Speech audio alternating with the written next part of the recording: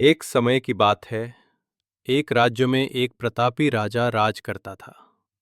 एक दिन उसके दरबार में एक विदेशी आगंतुक आया और उसने राजा को एक सुंदर पत्थर उपहार स्वरूप प्रदान किया। राजा वो पत्थर देख बहुत प्रसन्न हुआ।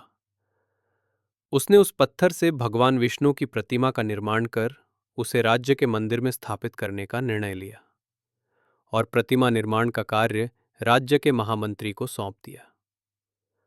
महामंत्री गांव के सर्वश्रेष्ठ मूर्तिकार के पास गया और उसे वो पत्थर देते हुए बोला, महाराज, मंदिर में भगवान विष्णु की प्रतिमा स्थापित करना चाहते हैं। 7 दिवस के भीतर इस पत्थर से भगवान विष्णु की प्रतिमा तैयार कर राजमहल पहुंचा देना। इसके लिए तुम्हें 50 स्वर्ण मुद्राएं दी जाएंगी। 50 स्वर्ण मुद्राओं की बात सुनकर मूर्तिकार खुश हो गया और महामंत्री के जाने के उपरांत प्रतिमा का निर्माण कार्य प्रारंभ करने के उद्देश्य से अपने औजार निकाल लिए। अपने औजारों में से उसने एक हथौड़ा लिया और पत्थर तोड़ने के लिए उस पर हथौड़े से वार करने लगा, किंतु पत्थर जस का तस रहा। मूर्तिकार ने हथौड़े के कई वार पत्थर पर किए, किंतु पत्थर नहीं टूटा। 50 बार प्रयास करने के उपरांत मूर्तिकार ने अंतिम बार प्रयास करने के उद्देश्य से हथौड़ा उठाया, किंतु ये सोचकर हथौड़े पर प्रहार करने के पूर्व ही उसने हाथ खींच लिया कि जब 50 बार वार करने से पत्थर नहीं टूटा तो अब क्या टूटेगा। वो पत्थर लेकर वापस महामंत्री के पास गया और उसे ये कहे वापस कराया कि इस पत्थर को तोड़ना नामुमकिन है, इसलिए इससे भगवान विष्णु की प्रतिमा नहीं बन सकती। महामंत्री को राजा का आदेश हर स्थिति में पूर्ण करना था, इसलिए उसने भगवान विष्णु की प्रतिमा निर्मित करने का कार्य गांव के एक साधारण से मूर्तिकार को सौंप दिया।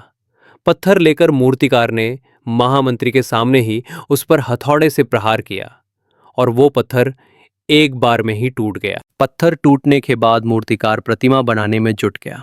इधर महामंत्री सोचने लगा कि काश पहले मूर्तिकार ने एक अंतिम प्रयास और किया होता तो सफल हो गया होता और 50 स्वर्ण मुद्राओं का हकदार बनता। सीख मित्रों, हम भी अपने जीवन में ऐसी परिस्थितियों से दो चार होते रहते हैं। कई बार किसी कार्य को करने के पूर्व या किसी समस्या के सामने आने पर उसका निराकरण करने के पूर्व ही हमारा आत्मविश्वास डगमगा जाता है और हम प्रयास किए बिना ही हार मान लेते हैं।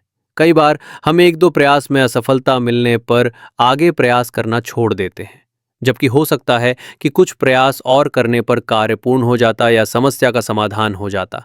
यदि जीवन में सफलता प्राप्त करनी है तो बार बार असफल होने पर भी तब तक प्रयास करना नहीं छोड़ना चाहिए जब तक सफलता नहीं मिल जाती।